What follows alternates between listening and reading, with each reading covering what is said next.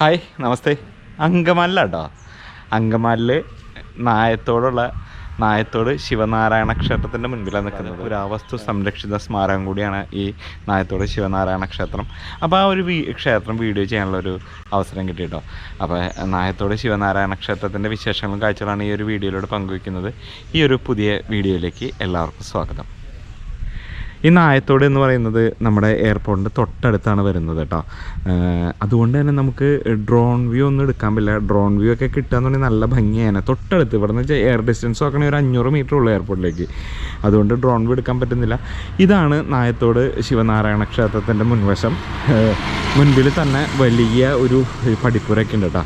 പിന്നെ ഭയങ്കര വലിയ ആനപ്പള്ള മതിലൊക്കെയാണോ ഈ ഒരു ക്ഷേത്രത്തിന് വരുന്നത്.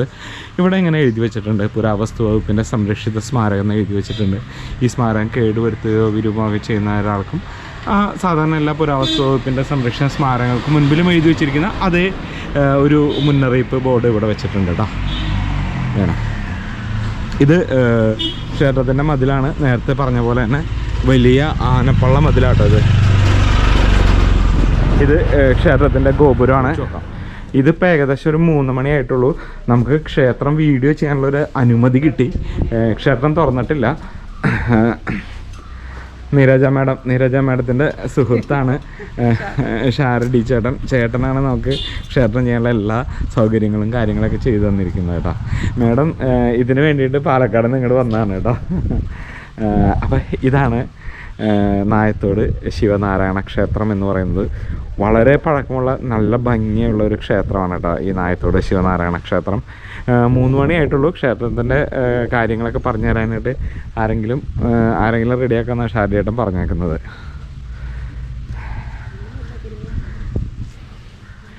ഇത് ക്ഷേത്രത്തിൻ്റെ ഗോപുരമാണ്. നല്ല പഴക്കമുള്ള നല്ല ഭംഗിയുള്ള പഴയ ഗോപുരമാട്ടത്. ഞാനിവിടെ ഉത്സവങ്ങൾക്ക് വരാറുണ്ട്. നല്ല വലിയ ആനയ്ക്കുള്ള വലിയ ഉത്സവമാണ് ഇവിടുത്തെ.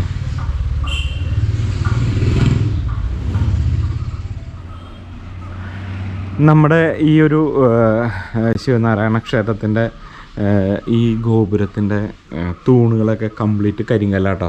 നല്ല പുരാതനമായ കൊത്തുപണികളൊക്കെ ഇവിടെ കാണാം കേട്ടോ. ഈ കരിങ്കല്ലുമേ നല്ല വലിയ കരിങ്കല്ല് കണ്ടോ. ഇതെല്ലാം നല്ല കരിങ്കല്ലിൻ്റെ തൂണുകളാണ്.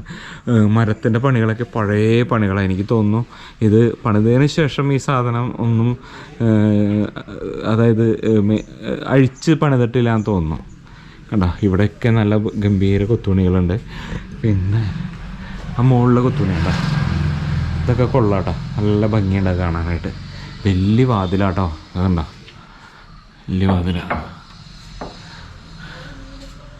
ഇവിടെ മുകളിലേക്ക് കയറാനുള്ള പടികളൊക്കെ ഉണ്ട് കേട്ടോ.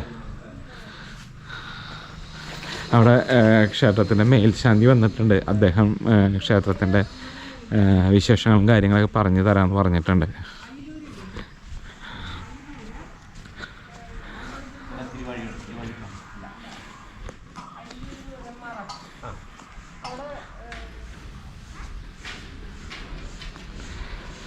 നമുക്കിവിടെ ക്ഷേത്രത്തിലേക്ക് വരുമ്പോൾ തന്നെ മുൻപിൽ ഇവിടെ ഒരു വലുതല്ല ഒരു നന്ദിയെ കാണാം കേട്ടോ. നല്ല പഴക്കമുള്ള ഒരു നന്ദിയാണിത് ഇവിടെ കാണാവുന്നത്. കണ്ടോ നല്ല പഴക്കമുണ്ട് കേട്ടോ. ഇന്ന് കൊമ്പൊക്കെ ഒടിഞ്ഞു പോയിട്ടുണ്ട്. കൊമ്പില്ല എന്ന് തോന്നുന്നു. ഇത് കൊമ്പൊക്കെ അടർന്നു പോയതാന്ന് തോന്നുന്നു. ഇവിടെയൊക്കെ ചെറിയൊരു ഇതൊക്കെ ഉണ്ട്. വേറൊരു ഷേപ്പിലുള്ള നന്ദിയാണ്. അതേപോലെ തന്നെ ബലിക്കല്ല്, വലിയ ബലിക്കല്ല് എന്ന് പൂർണ്ണമായിട്ടും പറയാവുന്ന ഏകദേശം 6 അടിക്ക് മേളിൽ ഉയരമുള്ള ഒരു വലിയ ബലിക്കല്ലാട്ടത്. 6 അടിക്ക് മേളിൽ ഉയരമുണ്ട്. കണ്ടോ എൻ്റെ നല്ല വലിയ ബലിക്കല്ല്. 6 അടിക്ക് മേളിൽ ഉയരമുണ്ട്. ശരിയാ, 6 അടിക്ക് മേളിൽ ഉയരമുള്ള ഒരു ബലിക്കല്ല. അടിപൊളി.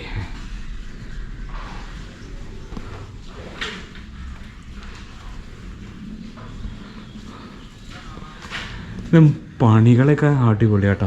മുകളിലെ പണികളൊക്കെ കണ്ട നല്ല പഴക്കമുള്ള പണികളാണ്. ഇവിടെ ഒരു വിളക്ക് ഉണ്ട് ഇവിടെ. കൂടാതെ തന്നെ ഇവിടെ മഹാദേവൻ്റെയും മഹാവിഷ്ണുവിൻ്റെയും ഒരു ചിത്രം വെച്ചിട്ടുണ്ട്.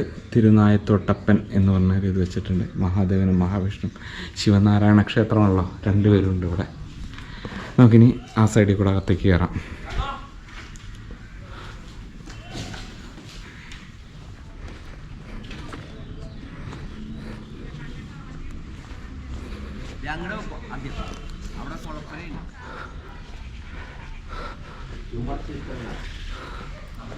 നമ്മൾ നേരത്തെ ഒന്ന് പ്രദക്ഷിണം വെച്ചപ്പോൾ ഇത് കണ്ടായിരുന്നു കേട്ടോ, നല്ല കൊത്തുപണികളൊക്കെ ഇതൊക്കെ കാണാം. ആഹാ, ഇപ്പൊ തിരുമേനി പറഞ്ഞതെന്ന് വെച്ചാൽ ആർക്കിയോളജിക്കൽ ഡിപ്പാർട്ട്മെന്റ് കീഴിലായതുകൊണ്ട് നമുക്ക് മെയിൻ്റനൻസ് ഒന്നും ചെയ്യാൻ പറ്റില്ല എന്ന് പറഞ്ഞത്. നിറച്ച് ചുവർച്ചിത്രങ്ങളാട്ടോ, ഗംഭീര ചുവർച്ചിത്രങ്ങളാണ്. ഇവിടെ വട്ടെഴുത്തല്ല, അതിനു മുമ്പ് നമുക്കൊരു എഴുത്തുണ്ടായിരുന്നു. കോലെഴുത്ത? കോലെഴുത്തല്ല, കോലെഴുത്ത് അത് കഴിഞ്ഞിട്ട് വന്നത് ഇത്. ആ, നമ്മുടെ മലയാളത്തില് വട്ടെഴുത്തിന് മുമ്പ് ഉണ്ടായിരുന്നു. എന്തോ കേട്ടു, ഞാൻ എനിക്കറിയില്ല.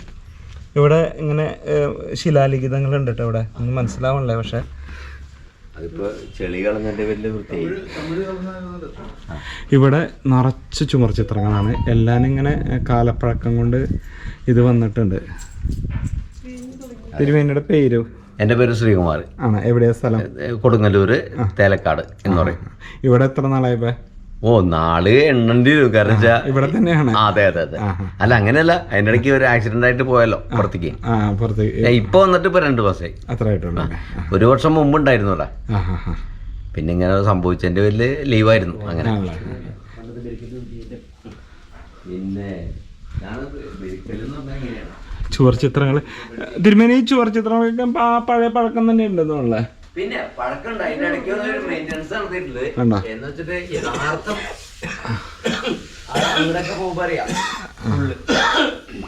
കാലപ്പഴക്കം കൊണ്ട് നല്ല രീതിയിൽ നാശം സംഭവിച്ചിട്ടുണ്ട് ചുവർ ചിത്രങ്ങൾക്ക്.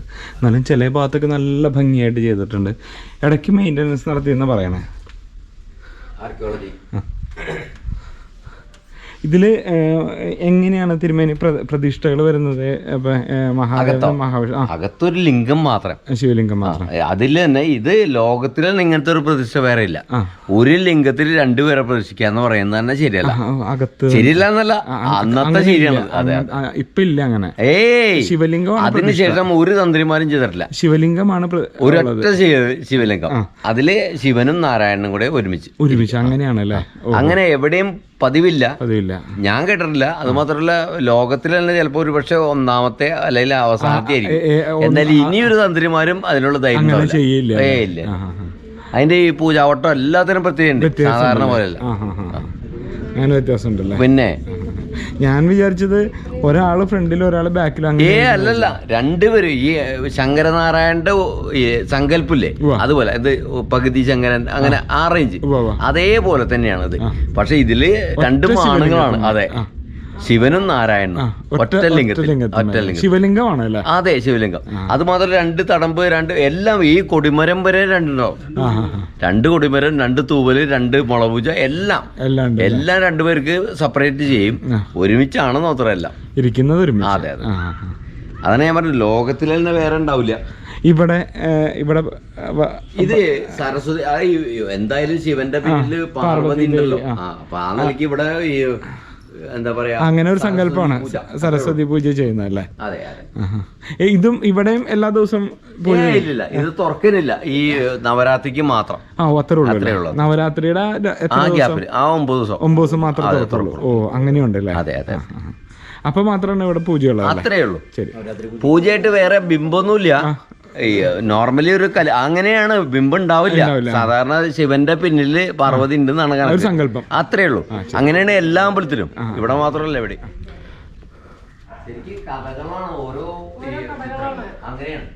കംപ്ലീറ്റ് ചുവർച്ചിത്രങ്ങള് മാഞ്ഞു തുടങ്ങിയില്ലേ.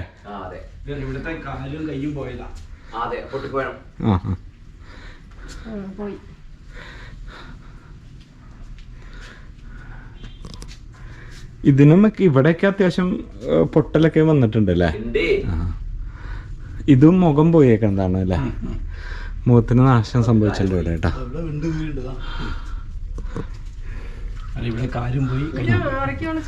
അവിടെ ഇവിടെയും പൊട്ടല്, ഇത് കാലില്ല, കൈയില്ല. അല്ല അവര് എന്തൊക്കെയോ അതിനിടയ്ക്ക് ചെയ്തു പോയി.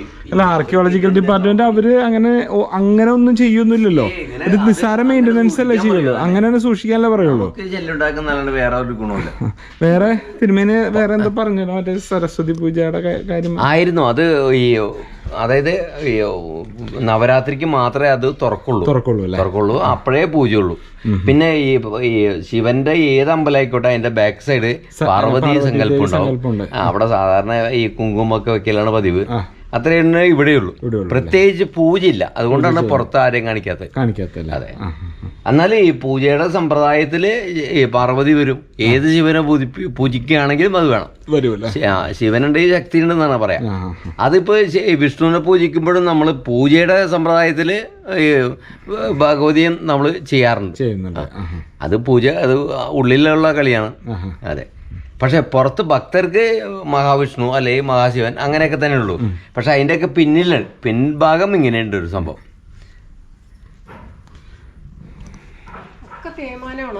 അതെ. അല്ല വേണമല്ലോ, അത്രയും വർഷം പഴക്കം ഉണ്ടെങ്കിൽ തേയ്മാനം വേണം.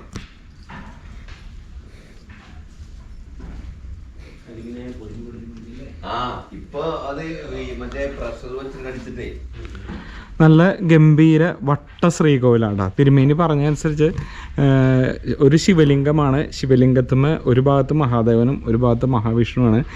ആ രീതിയിലുള്ളൊരു പ്രതിഷ്ഠ വേറെ എങ്ങും ഇല്ല എന്നാണ്, കണ്ടിട്ട് കേട്ടിട്ട് പോലും ഇല്ല എന്നാണ് പറയുന്നത് തിരുമേനി.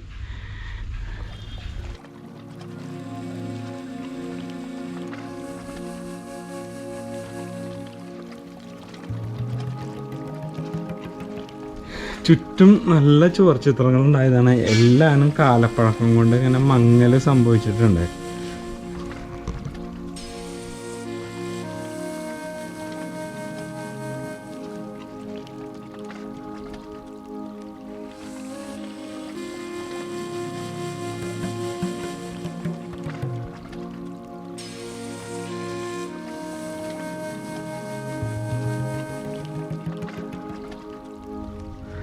ഈ നമസ്കാര മണ്ഡപത്തിന്റെ ഈ തൂണൊക്കെ മരം തോന്നുന്നു അല്ലേ? അതെ അതെ, എല്ലാം. പിന്നെ ഉള്ളില് നല്ല ഗംഭീര കൊത്തുപണികളൊക്കെ ഉണ്ട് കേട്ടോ. മുകളിലൊക്കെ ഇതൊക്കെ ഇതൊക്കെ മരമാണ്. ഇതൊക്കെ മരമാണ്, എല്ലാ മരം. നമ്മുടെ ഈ കൂത്തമ്പലൊക്കെ പോലെ. അതന്നെ. ഇത് കെടാവിളക്കാണോ? കെടാവിളക്കായിട്ടാണല്ലേ.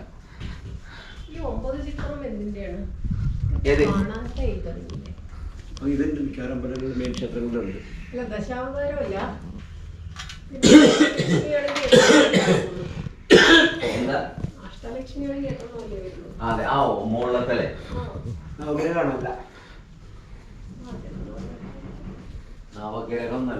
ഞാൻ വിട്ടുപോയി, നിങ്ങൾ ഓർമ്മ കിട്ടുന്നില്ല.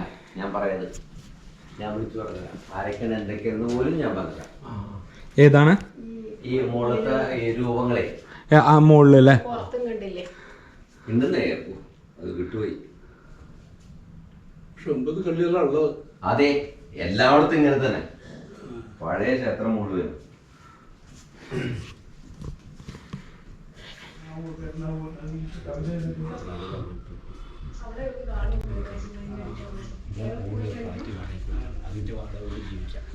നല്ല അടിപൊളി കൊത്തുപണികളാണ്. കണ്ട, നല്ല സൂപ്പർ കൊത്തുപണിയാണ്. ഇവിടെ ശ്രീകൃഷ്ണൻ്റെ ഒരു രൂപം കൊത്തിവെച്ചിട്ടുണ്ട് കേട്ടോ, മരത്തിൽ തന്നെ. എല്ലാം ദാരുശില്പങ്ങളാട്ടോ ഇതൊക്കെ ഈ കാണുന്നതൊക്കെ. ശ്രീകൃഷ്ണൻ്റെ രൂപമാണ് അവിടെ കൊത്തിവെച്ചിരിക്കുന്നത്. കുറേ ഈ ശില്പങ്ങൾക്കൊക്കെ ചുറ്റുപാടുള്ള കുറച്ച് ശില്പങ്ങൾക്കൊക്കെ അത്യാവശ്യം നല്ല ക്ഷതം സംഭവിച്ചിട്ടുണ്ട് കേട്ടോ. കൈ അടർന്നു പോയിട്ടുണ്ട്, ഇവിടെ പൊട്ട് സംഭവിച്ചിട്ടുണ്ട്. ഈ ഒരു ശില്പത്തിന് ഈ ഒരു കാല് പോയിട്ടുണ്ട്. പിന്നെ ഇത് കണ്ട, ഇത് അത്യാവശ്യം ഒരു ദ്രവിച്ചു പോയിട്ടുണ്ട് കേട്ടോ. ഇത് ചെതലാണോ എന്താണോന്ന് അറിയില്ല, ദ്രവിച്ചു പോയിട്ടുണ്ട്. ഇതിൽ ഇവിടെ ഈ ഒരു ഭാഗത്തെ ഒരു ചുമർ ചിത്രം മാത്രമേ നല്ല വ്യക്തതയായിട്ടുള്ളൂ, ബാക്കി എല്ലാം പോയേക്കാണ്. ഇവിടേക്ക് വരുമ്പോഴേ ഇവിടെ ഒരു പൊട്ട് സംഭവിച്ചിട്ടുണ്ട്. ഇവിടെ ഇതെന്താ,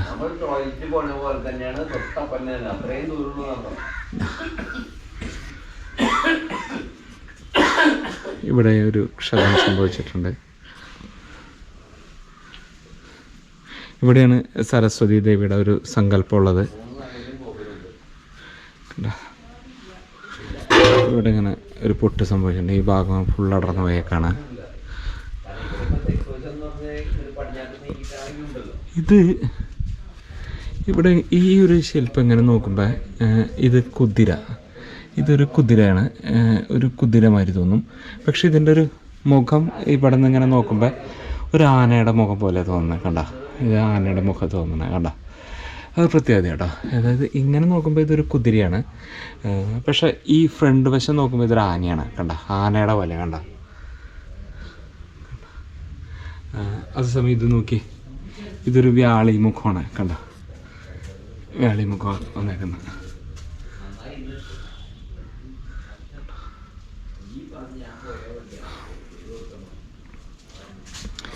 ഇതും അങ്ങനെ തന്നെ ഒരു വ്യാളി വറുത്തൊരു മുഖമാണ് കണ്ട.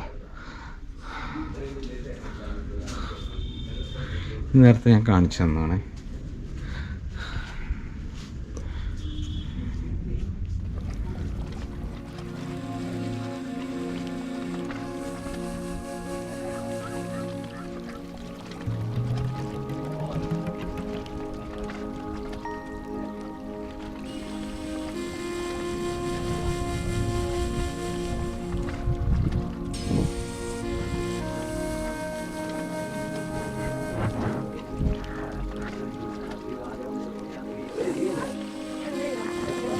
ചേട്ടാ പേര് പറ. പേര് നാരായണകുട്ടി എന്ന് പേര്.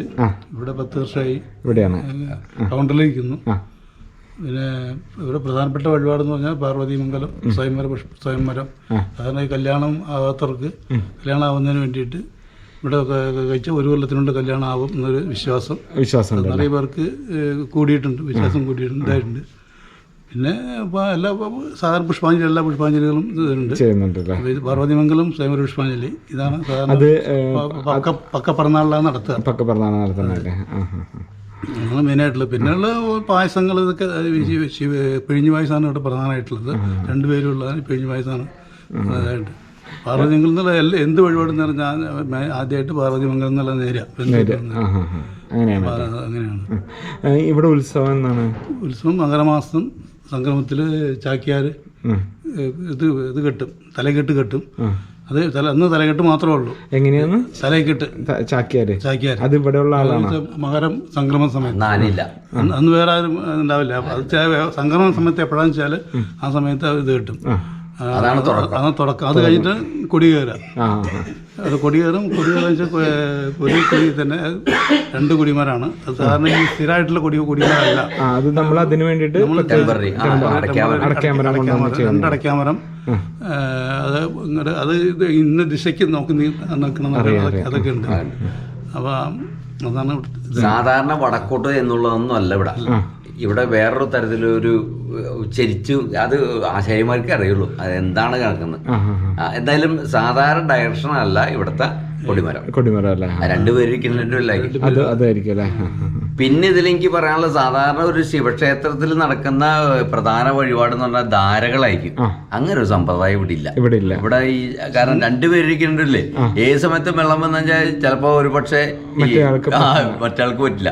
അതുകൊണ്ട് ഇവിടെ സംഘാഭിഷേകമാണ് പ്രധാനമായിട്ട് അതേ ഉള്ളൂ. ഇത് അഭിഷേക രൂപത്തിൽ. ഈ ശിവനാണെങ്കിൽ അഭിഷേകത്തിന് വലിയ പ്രാധാന്യമില്ലേ, പക്ഷെ ഇവിടെ അങ്ങനില്ല. ധാരാന്ന് പറഞ്ഞ സമ്പ്രദായം.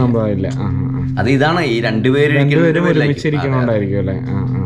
പിന്നെ നേരത്തെ പറഞ്ഞുള്ള വലിയ ഒരുപാട് ആൾക്കാർക്ക് വിശ്വാസമുള്ള താല്പര്യമുള്ള ഒരു കാര്യമാണ് ഈ പാർവതിമംഗലം എന്ന് പറയുന്നത്. അത് ആർക്കാ കഴിക്കുന്നത്? 4 പൂജയും അതിൽ പെടും.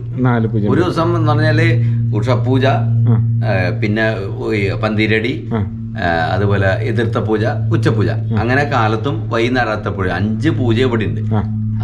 അപ്പൊ അതിൽ ഈ 4ന്റെ പ്രസാദമാണ് ഇവർക്ക് കൊടുക്കുന്നതല്ലേ, നേദിക്കുന്നതല്ലേ. പിന്നെ ക്ഷേത്രം നട തുറക്കുന്ന സമയങ്ങളൊക്കെ 5 മണി രാവിലെ 5 മുതൽ 9:30 വരെ, വൈകിട്ട് 5:30 മുതൽ 7:30 വരെ. അല്ലേ.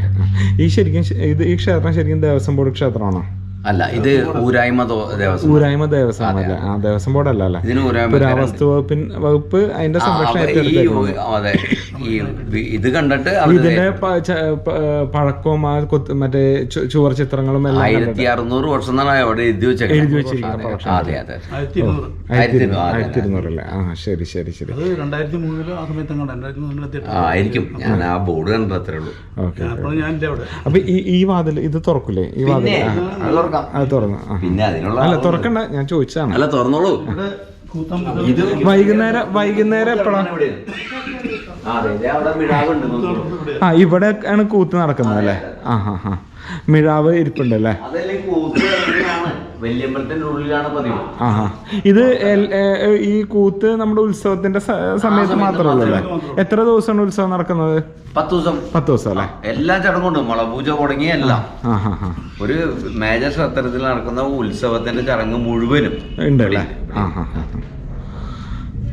ഒന്ന് കേറിക്കണ്ട. പിന്നെ കേറിക്കോളൂ. അതെ, ഈ ഉത്സവം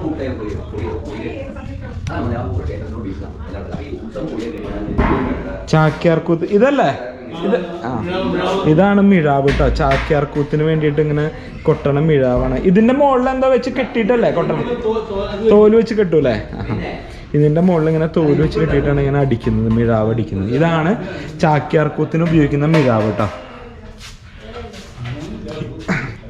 ഈ മിഴാവ് ക്ഷേത്രത്തിന്റെ ആണോ? ക്ഷേത്രത്തിന്റെ ആണോ അല്ലേ? എത്ര ദിവസം ഉണ്ടാവും കൂത്ത്? 2 ദിവസം. കൊടിയേറണ ആ 2 ദിവസം അല്ലേ? ഈ വർഷം എന്നാ ഉത്സവം? 14-ാം തീയതി ഈ 14-ാം തീയതി. 15-ാം തീയതി ചാക്യാർകൂത്തുണ്ടാവും. പിന്നെ കഥകളിയുണ്ട്, ഓട്ടംതുള്ളൽ. അതാ ഉത്സവത്തിന് നോട്ടീസ് വേണ്ടി തരാൻ. ശരി.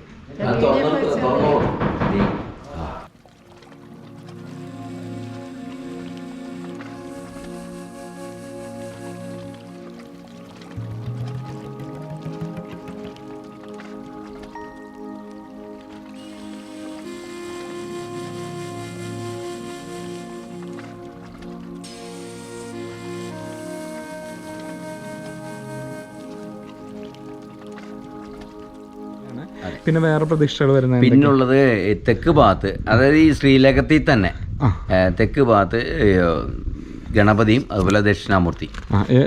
തെക്ക് ഭാഗം അത് എല്ലാ ദിവസവും തുറക്കും. അവിടെ മാലയാർത്തലും പൂജയൊക്കെ ഉണ്ട്, നിത്യം ഈ നേദ്യം കാര്യങ്ങളൊക്കെ ഉണ്ട് അവിടെ. പിന്നെ ഈ ശ്രീലകത്തിന്റെ പടിഞ്ഞാറ് ഭാഗത്താണ് ഈ പാർവതി സങ്കല്പം അത്രേ ഉള്ളൂ. അപ്പൊ ദേവീ സങ്കല്പം അതിൻ്റെ പേരിൽ ഈ നവരാത്രിക്ക് മാത്രം തുറക്കും. നവരാത്രിക്ക് മാത്രം, വേറെ ഒന്നും തുറക്കില്ല. അങ്ങനെ പിന്നെ വടക്കുവശ ഒട്ടും തുറക്കില്ല. ക്ലീനിങ് അവിടെ ഒന്നുമില്ല. ഒന്നുമില്ല, അത്രേ ഉള്ളൂ. അപ്പൊ ഇവിടെയാണ് ദക്ഷിണാമൂർത്തി ഗണപതി വരുന്നത് അല്ലേ? അതിനും എല്ലാ ദിവസവും പൂജ ഉണ്ട്, എല്ലാ ദിവസവും ഉണ്ട്. അപ്പൊ എന്തായാലും വിവരങ്ങൾ പറഞ്ഞു നന്ദിയുണ്ട്. പിന്നെ വെള്ളിയാഴ്ചകളിൽ പ്രധാനമായിട്ട് ഒറ്റപ്പം ഇത് ഗണപതി വഴിപാടിന്റെ ബേസിൽ. ഓക്കേട്ടാ.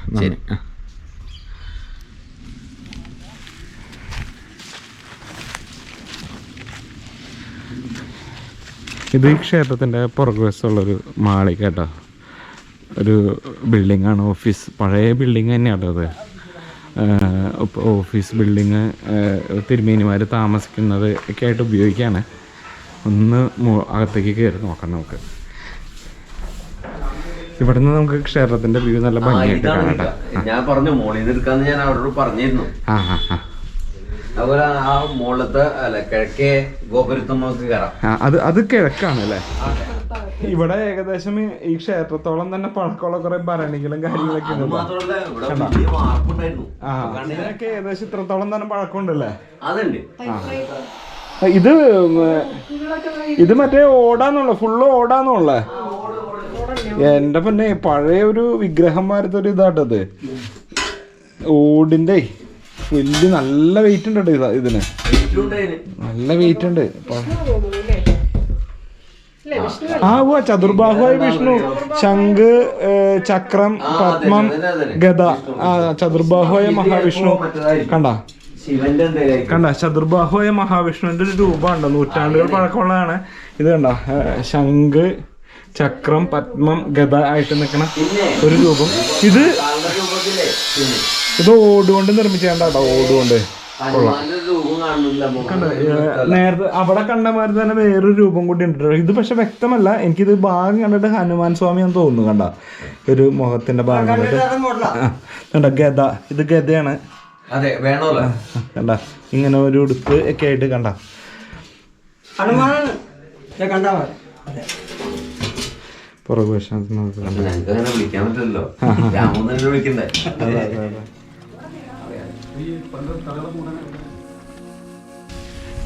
ഇത് പുറകുവശത്തെ നടയാണ്. ഇവിടെയും ഈ പറഞ്ഞ പോലെ ഒരു ഗോപുരം ഉണ്ട് കേട്ടോ, ചെറിയൊരു ഗോപുരമുണ്ട്. ചുറ്റും ഇങ്ങനെ ഉണ്ട് കേട്ടോ മതിലൊക്കെ നല്ല ഗംഭീര മതിലാണ്, ആനപ്പള്ള മതിൽ ചുറ്റും. നല്ല വലിയ ക്ഷേത്രം കേട്ടോ, വലിയ പുരാതനമായ ക്ഷേത്രമാണിത്. ഞാനിത് നേരത്തെ ചെയ്യണമെന്ന് വിചാരിച്ചായിരുന്നു, പക്ഷെ ആരെങ്കിലും പരിചയമുള്ളവർ അല്ലെങ്കിൽ വീഡിയോ എടുക്കാൻ സമ്മതിക്കില്ല, നമ്മൾ നേരിട്ട് വന്നാലും സമ്മതിക്കില്ല. അതുകൊണ്ടാണ് ആരെങ്കിലും പരിചയക്കാരെ കിട്ടാൻ വേണ്ടിയിട്ട് വെയിറ്റ് ചെയ്തത്. കാര്യം നമ്മുടെ വീടിൻ്റെ തൊട്ടടുത്ത് തന്നെയാണ് ഈ ക്ഷേത്രമെങ്കിൽ പോലും അങ്ങനെ ഇപ്പോൾ ഒരു അവസ്ഥ വകുപ്പിൻ്റെ കീഴിലായതുകൊണ്ട് വീഡിയോ എടുക്കാനായിട്ട് പ്രത്യേക പെർമിഷനൊക്കെ വേണം. ഇതിപ്പോൾ ആ ഷാരടി എന്ന് പറയുന്ന ചേട്ടന് ഇവിടെ പരിചയമുള്ളതുകൊണ്ട് അങ്ങനെ ആണ് നമുക്കൊരു വീഡിയോ എടുക്കാനുള്ള സൗകര്യം കിട്ടിയത് കേട്ടോ. ഈ ഭാഗത്തൊരു ചെറിയൊരു കുളമുണ്ട് കേട്ടോ, പക്ഷെ ആകെ കാട് കയറി കിടക്കുകയാണ്, പായലൊക്കെ നിറഞ്ഞ്. ക്ഷേത്രത്തിൻ്റെ കുളമാണ്, കല്ലൊക്കെ കെട്ടി സൈഡൊക്കെ കെട്ടിയതാണ്, പക്ഷെ ആകെ പായലും പൂപ്പിലൊക്കെ പിടിച്ച് കിടക്കുകയാണ്. ഇത് നമ്മുടെ ഗോപുരം കേട്ടോ, കിഴക്കേ ഗോപുരം. അപ്പം ഗോപുരത്തിൻ്റെ മുകളിലേക്ക് നമുക്കൊന്ന് കയറാം കേട്ടോ.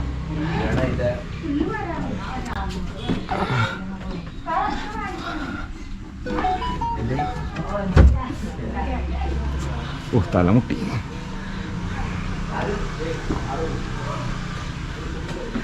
എൻ്റെ മുന്നേ ഇവിടുന്ന് ക്ഷേത്രം കാണാൻ പറ്റുന്നു? ഇല്ല, വ്യൂ ഇല്ല. കൊള്ളാം.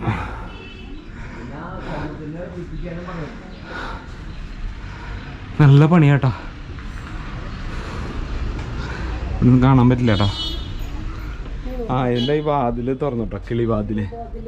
ഇവിടുന്ന് ഇങ്ങനെ ക്ഷേത്രത്തിൻ്റെ വ്യൂ തന്നെ അടിപൊളി.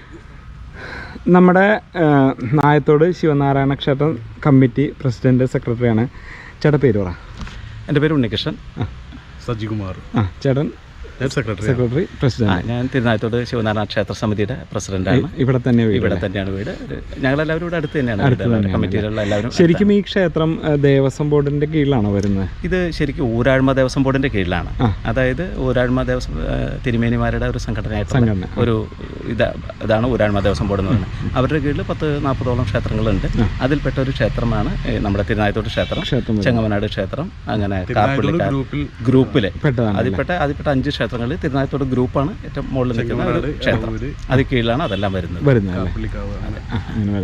അപ്പോൾ ഇവിടുത്തെ ഈ ഉത്സവ കാര്യങ്ങളൊക്കെ നടത്തുന്ന നാട്ടുകാരൊക്കെ ചേർന്ന്. അപ്പോൾ ഊരാഴ്മ ദേവസ്വം ബോർഡ് ഭരിക്കുന്നുണ്ടെങ്കിലും നമ്മുടെ ഇവിടുന്ന് തന്നെ ഒരു നാട്ടുകാരുടെ ഒരു കമ്മിറ്റീനെ ഊരാഴ്മ ദേവസ്വം ബോർഡ് അംഗീകരിച്ചിട്ട് 3 വർഷത്തേക്ക് അതിനുള്ള ഓരോ വർഷം പുതുക്കിക്കൊണ്ട് നമ്മളൊരു കമ്മിറ്റി ഫോം ചെയ്തിരിക്കുകയാണ്. നിലവിലുള്ള കമ്മിറ്റി എന്ന് പറഞ്ഞാൽ ഏകദേശം എൻ്റെ അറിവിൽ ഒരു 22-23 വർഷത്തോളമായി ആ കമ്മിറ്റി തുടരുന്നു. കാരണം എന്താണെന്ന് വെച്ചിട്ടുണ്ടെങ്കിൽ അതിനുശേഷം നമ്മളിവിടെ വളരെ മോശപ്പെട്ടൊരവസ്ഥയിൽ നിന്നാണ് ഈ ക്ഷേത്രം ഇന്ന് ഉള്ള രീതിയിലേക്ക് അത് നാട്ടുകാരുടെ ഒറ്റ ശ്രമം കൊണ്ട് മാത്രമാണ്, നാട്ടുകാരുടെ മാത്രം ശ്രമം എന്നാൽ നമുക്ക് പറയാൻ പറ്റുള്ളൂ. അപ്പോൾ ഇന്നിപ്പോൾ ഈ ക്ഷേത്രം എന്ന് പറഞ്ഞിട്ടുണ്ടെങ്കിൽ കഴിഞ്ഞതിന് മുമ്പത്തെ വർഷമൊക്കെ 11 ആന എഴുന്നള്ളിച്ച് ഇപ്പോൾ റെസ്ട്രിക്ഷൻ വന്നതുകൊണ്ടാണ് നമ്മൾ ആനയുടെ എണ്ണം കുറച്ച് 5ലേക്കും 7ലേക്കും വരെ നിർത്തിയേക്കാൻ. ഉത്സവം തുടങ്ങാതെ. പിന്നെ നമ്മുടെ ഈ ക്ഷേത്രത്തിന്റെ ബാക്കി കാര്യങ്ങൾ ചേട്ടൻ നേരത്തെ പറഞ്ഞ ഒരു ക്ഷേത്രത്തിന്റെ അധികാരത്തിന്റെ കാര്യമൊക്കെ. ക്ഷേത്രത്തിന്റെ അധികാരം എന്ന് വെച്ചിട്ടുണ്ടെങ്കിൽ നമുക്ക് ഊരാഴ്മ ദേവസ്വം ബോർഡാണ് ക്ഷേത്രത്തിന്റെ അധികാരിയായിട്ടുള്ള ഒരു സ്ഥലത്തിന്റെ ഒരു ഇതൊക്കെ. സ്ഥലത്തിന്റെ ഇത് പറഞ്ഞത് എന്താണെന്ന് വെച്ചിട്ടുണ്ടെങ്കിൽ നമ്മൾ പണ്ട് ക്ഷേത്രത്തിന്റെ ആറാട്ട് ഉത്സവം കഴിഞ്ഞുള്ള ആറാട്ട് നടന്നുകൊണ്ടിരുന്നത് മലയാറ്റൂർ ആറാട്ടുകടവ് എന്ന് പറഞ്ഞിട്ടുണ്ട്. ഇപ്പോഴും ആ സ്ഥലമുണ്ട്, ആറാട്ടുകടവ് ക്ഷേത്രത്തിന്റെ അവിടെ നിന്നാണ് ആറാട്ട് കഴിഞ്ഞ് ഭഗവാന്റെ സ്വന്തം ഭൂമിയിൽ കൂടിയാണ് നടന്നു വന്നുകൊണ്ടിരുന്നത്. അതായത് മലയാറ്റൂർ തൊട്ട് കറുകുറ്റി വരെയുള്ള ഭാഗങ്ങൾ മൊത്തം തിരുനായത്തോട് ദേവസ്വത്തിന്റെ കീഴിലായിരുന്നു അന്ന്. നെല്ല് പാട്ടം കെട്ടിക്കൊണ്ടിരുന്ന ക്ഷേത്രമാണ്. അപ്പോൾ ആ കണ്ടീഷനിൽ നിന്നാണ് പിന്നെ അറിയാലോ ഭൂപരിഷ്കരണ നിയമം വന്നതോടുകൂടി ബുദ്ധിമുട്ടുകൾ വന്ന് അങ്ങനെ പതിച്ച് നൽകി പോയി. ഇന്നും ഒരു ഭൂമി പതിച്ച് നൽകുമ്പോൾ ഈ പരിധിയിൽ വരുന്നതിന് കളക്ടറേറ്റിൽ നിന്ന് നമുക്ക് നോട്ടീസ് വരും. നമ്മൾ അതിൻ്റെ NOC കൊടുത്താൽ മാത്രമാണ് അവർക്ക് അത് കിട്ടുന്നുള്ളൂ. അല്ലെങ്കിൽ നിയമപരമായിട്ട് ഒരുപാട് നൂലാമാലകളുണ്ട്. അപ്പം നമ്മളിപ്പോൾ പരമാവധി നമ്മളോട് വരുന്ന ചോദിക്കുന്നവർക്ക് നമ്മളത് സഹകരിച്ച് നമ്മളത് ചെയ്തു കൊടുക്കുന്നത്. കാരണം അവരുടെ ഒരു ആവശ്യമാണല്ലോ. അതുകൊണ്ട് നമ്മൾ ഒപ്പിട്ട് കൊടുക്കും. അത് കളക്ടറേറ്റ് കൊണ്ട് കൊടുത്തു അത് പെട്ടെന്ന് അത് ദേവസ്വമാണ് ചെയ്യുന്ന, കമ്മിറ്റിയാണ് ചെയ്യുന്നത്. അതിപ്പോൾ കമ്മിറ്റിക്കാണ് ഊരാഴ്മ ദേവസ്വം ബോർഡ് കമ്മിറ്റിക്ക് കമ്മിറ്റി ചെയ്യുന്നത്. അപ്പോൾ ഇപ്പം നിലവിൽ ഉത്സവം കഴിയുമ്പോൾ ആറാട്ട് എവിടെ ചെയ്യുന്നത്? ഇപ്പോൾ നമ്മൾ നിലവിൽ ഇതിൻ്റെ മൂലസ്ഥാനമായിട്ടുള്ള ഒരു തുറങ്ങര ക്ഷേത്രമുണ്ട്, കൃഷ്ണക്ഷേത്രമുണ്ട്. അതായത് ഈ ക്ഷേത്രത്തിന്റെ കിഴക്ക് വശത്തായിട്ട് ഏകദേശം ഒരു 30 മീറ്റർ 40 മീറ്റർ മാറി അവിടെ ഒരു ഉപശാഖ ഉണ്ടായിരുന്നു. ഒരു തോടെന്നാ പറയാ. അത് ആ തോട്ടിൽ തുറങ്ങര എന്ന് പറയാം. ആ തുറങ്ങര ക്ഷേത്രത്തെ കടവില വേണം നമ്മൾ നടത്തിക്കൊണ്ടിരുന്നത്. പക്ഷെ ഇപ്പൊ ഈ വെള്ളത്തിന്റെ ഷോർട്ടേജ് വന്ന് പായല് അതിൽ ഒഴുക്ക് നിന്നു. പിന്നെ പായൽ കൂടി കഴിഞ്ഞപ്പോൾ നമുക്ക് അവിടെ പോയി ചെയ്യാൻ പറ്റാത്ത അവസ്ഥ. ഇപ്പൊ നമ്മൾ ക്ഷേത്രത്തിന്റെ തന്നെ തെക്ക് ഭാഗത്ത് പുറത്തൊരു കുളമുണ്ട്, ക്ഷേത്രകുളം. അപ്പൊ നമ്മൾ റോട്ടിൽ പോയിട്ട് അങ്ങനെ അവിടുത്തെ ആറാട്ട് നടത്തി തിരിച്ചു ഇവിടെ വന്നിട്ട് ആറാട്ടിന് ഇവിടെ ഭഗവാനെ എഴുന്നള്ളിച്ച് നിർത്തിയിട്ട് ദേവസ്വത്തിന്റെ പറ, ആദ്യത്തെ പറ സമർപ്പിക്കും നമ്മൾ. ചേട്ടാ ഈ നന്ദിയുടെ കാര്യം എന്തോ പറഞ്ഞില്ല, അതൊന്ന് പറഞ്ഞുതരാമോ? നന്ദിയുടെ കാര്യം എന്ന് പറഞ്ഞിട്ടുണ്ടെങ്കിൽ നമ്മള് ഈ നന്ദിയല്ലേ ഈ നന്ദി? ഈ നന്ദിയുടെ കാര്യം എന്ന് പറഞ്ഞിട്ടുണ്ടെങ്കിൽ ഇത് ഇവിടുത്തെ അല്ല. ഇത് ശരിക്കും നമ്മുടെ ക്ഷേത്രത്തിന്റെ പണിയുമായിട്ട് ബന്ധപ്പെട്ട് നമ്മുടെ മലയാറ്റൂര് നമ്മുടെ കുറെ സ്ഥലവും അവിടെ ഒരു ചെറിയ ക്ഷേത്രങ്ങളും ഉണ്ടായിരുന്നു. അത് മാറ്റപ്പെട്ട സമയത്ത് അത് പഴയ കാലഘട്ടത്തിന്റെ അനുസരിച്ച് മാറിപ്പോയി അത് പൊളിച്ചു കളയേണ്ട ഒരു അവസ്ഥ വന്നു. അതിൽ നിന്ന് വന്ന് അന്ന് ഇവിടെ കൊണ്ടുവച്ചിരിക്കണം. എത്ര നാൾ മുൻപാണ് പൊളിച്ചു കളഞ്ഞത്? അതൊക്കെ ഒരു 1000 വർഷങ്ങൾ പണ്ടത്തെ കാലം. ഇന്നും അത്തരം വർഷം പഴക്കമുള്ള ക്ഷേത്രമാണത്. അപ്പോൾ ഇതിൻ്റെ നമ്മുടെ ഇപ്പോഴും അവിടെ ചെന്ന് കഴിഞ്ഞാൽ ഒരു 6-7 സെൻറ്റോളം ആരും കയറാതെ, ബാക്കിയൊക്കെ കയ്യേറിപ്പോയി. അത് എന്തോ കയ്യേറിക്കുന്നവർക്ക് അതിൻ്റെ ബുദ്ധിമുട്ടുകൾ ഉണ്ടായിട്ട് ഒഴിച്ച് എല്ലാവരും 4 വശം മതിൽ കെട്ടി തിരിച്ച് ഇപ്പോഴും ഇതിൻ്റെ അവശിഷ്ടങ്ങൾ, കരിങ്കല്ലിൻ്റെ പാടുകൾ, കരിങ്കൽ കഷ്ണങ്ങൾ ഒക്കെ ഇഷ്ടം പോലെ ഇപ്പോഴും അവിടെ കിടക്കുന്നു. നമുക്ക് ചെന്നാൽ കാണാൻ പറ്റും, വീഡിയോ എടുക്കാൻ പറ്റും. 5 സെന്റ്. പിന്നെ അത് ഓപ്പണാണ്. ചെന്ന് കഴിയുമ്പോൾ അവിടെ ഇപ്പോൾ വേറെ ആരോ ഒരു കയ്യേറിയിട്ട് ഒരു വിളക്ക് വയ്ക്കുക, ഈ പതിയില്ലേ ഇവരുടെ അതുപോലെ എന്തോ ഒരു വെച്ചിട്ട് വൈകുന്നേരം വിളക്ക് എത്തിക്കും. അങ്ങനെ ഒരു സ്ഥലം അവിടെ കിടക്കുന്നുണ്ട്. വീഡിയോ എടുത്താലോ? അവിടെ എടുക്കാൻ പറ്റും. അവിടെ ചെന്ന് കഴിഞ്ഞാൽ നമുക്ക് വിളിക്കാം. പിന്നെ ഈ ആറാട്ടുപുഴ ക്ഷേത്രമായി ഒരു പൂരമായി ബന്ധപ്പെട്ട് ഇവിടുത്തെ ഒരു പൂരത്തിന്റെ കാര്യം അതൊന്ന് പറയാമോ? അത് ഒരുപാട് വർഷങ്ങൾക്ക് മുമ്പ് ആണ് ആറാട്ടുപുഴ പൂരത്തിന് നമ്മുടെ ഇവിടുന്ന് ആറാട്ടുപുഴ പൂരത്തിന് പങ്കെടുക്കാൻ പോയിക്കൊണ്ടിരുന്നത് നായത്തോട് ക്ഷേത്രത്തിന്. അതായത് ഇവിടുത്തെ 6 ദേവീ ക്ഷേത്രങ്ങളും അദ്ദേഹത്തിന്റെ ആങ്ങളെയായിട്ടുള്ള ഈ അദ്ദേഹമാണ് തിരുനായത്തോട്ടപ്പൻ. ഈ 6 ക്ഷേത്രങ്ങളിൽ നിന്നും ഇവിടെ പൂരത്തിന് വരുമായിരുന്നു. അതായത് 7 ക്ഷേത്രങ്ങളുടെ ഓരോ പൂരങ്ങളുണ്ട്. അതായത് നമ്മുടെ ആദ്യത്തെ പൂരം വേങ്ങൂർ പൂരം, മാണിക്യമംഗലം പൂരം, ചെങ്ങൽ പൂരം, ഏടാട്ട് പൂരം, അവണങ്കോട്, എഴിപ്പുറം, ഇരിങ്ങോള്, ഇങ്ങനെ 7 ക്ഷേത്രങ്ങൾ, 7 ദേവിമാരാണ്. ഈ ക്ഷേത്രത്തിൽ നിന്നൊക്കെ ഇവിടുന്ന് അവരുടെ പൂരത്തിന്, നായത്തോട് പൂരത്തിന്, ഓരോ പൂരങ്ങൾ നടക്കുന്നതിനിടയ്ക്കാണ് നായത്തോട് പൂരം വരിക. ഈ നായത്തോട് പൂരത്തിന് ഈ 7 ക്ഷേത്രങ്ങളിൽ നിന്നും ഇവിടെ വരുമായിരുന്നു. ആനയുമായിട്ട് ദേവി എഴുന്നള്ളിച്ച് ഇവിടെ വന്ന് ഇവിടെ പൂരം ഇറക്കി പൂജയുണ്ട്. ഇറക്കി പൂജ നടത്തി ഒരു പൂരം കൂട്ടെഴുന്നള്ളിപ്പോടുകൂടി സദ്യയൊക്കെ കഴിച്ചിട്ടാണ് ഇവിടുന്ന് പോവാറുണ്ടായിരുന്നത്. ഇവിടുന്ന് നേരെ ആറാട്ടുപുഴ പൂരത്തിന് പോകുന്ന ഒരു ചടങ്ങുണ്ടായിരുന്നു. ആറാട്ടുപുഴ പൂരം വർഷങ്ങൾക്ക് മുമ്പ് നമ്മുടെ കൊച്ചി തിരുവിതാംകൂർ വിഭജനം വന്നു കഴിഞ്ഞപ്പോൾ അങ്ങോട്ടേക്ക് കടക്കാൻ പറ്റില്ല, ചാലക്കുടി ഭാഗമാണ് എന്നുള്ളതാണ് ഓർമ്മ. ആ ഭാഗത്ത് വെച്ച് പിന്നെ അങ്ങോട്ട് കടക്കാനുള്ള വന്നതോടുകൂടി ചരിത്ര പ്രാധാന്യമുള്ള എല്ലാ ക്ഷേത്രങ്ങളിലും അങ്ങോട്ടും ഇങ്ങോട്ടും ഇപ്പൊ ഞങ്ങൾ 7 ക്ഷേത്രങ്ങൾ, ഈ പൂരസംഗമം എന്നും പറഞ്ഞുകൊണ്ട് 7 ക്ഷേത്രങ്ങൾ, പൂരം നടക്കുന്ന 7 ക്ഷേത്രങ്ങൾ തമ്മിൽ ഒരു പരസ്പര കമ്മിറ്റിക്കാരെല്ലാവരോടും യോജിച്ചുകൊണ്ട് ഈ പരസ്പരം ഈ 7 ദിവസം പൂരം നടക്കുമ്പോൾ എല്ലാ ക്ഷേത്രങ്ങളിൽ നിന്നും ഈ 7 ക്ഷേത്രങ്ങളിലേക്ക് എല്ലാവരും പോകും. അതെങ്ങനെ പോകും? അത് ഞങ്ങൾ അല്ലല്ല വണ്ടി എടുത്തിട്ട് ഇപ്പൊ ഞങ്ങൾ ഇവിടെ അമ്പലത്തിന്റെ വകയായിട്ട് ഞങ്ങളൊരു വണ്ടി ബുക്ക് ചെയ്തിട്ട് നാട്ടുകാരെ ഒരു 10-50 പേരൊക്കെ ഞങ്ങൾ പോയി എല്ലാ ക്ഷേത്രങ്ങളും. നമ്മുടെ ഈ നായത്തോട് ക്ഷേത്രത്തിൽ ഉത്സവം നടക്കുന്ന സമയത്ത് ഉത്സവമല്ല, ഈ പൂരം നടക്കുന്ന ആറാട്ടുപുഴ പൂരം നടക്കുന്ന സമയത്ത് അതിന് മുമ്പായിട്ടുള്ള പൂരങ്ങൾ നടക്കുമ്പോൾ ഈ ക്ഷേത്രങ്ങളിലേക്ക് നമ്മൾ പോയി. ആ ഒരു സിസ്റ്റം ഇപ്പൊ നമ്മൾ പുതിയതായിട്ട് ചെയ്തു. മാർച്ച് മാസമായിരിക്കും. അപ്പൊ ആറാട്ടുപുഴയ്ക്ക് പോകുന്നില്ല? ആറാട്ടുപുഴയ്ക്ക് ഇപ്പൊ ഇല്ല. എന്തായാലും വിവരങ്ങൾ തന്നതിലും നന്ദിയുണ്ട്, വീഡിയോ എടുക്കാൻ സമ്മതിച്ചതിൽ നന്ദിയുണ്ട്. ശരി കേട്ടോ, സന്തോഷം. ഓക്കെ.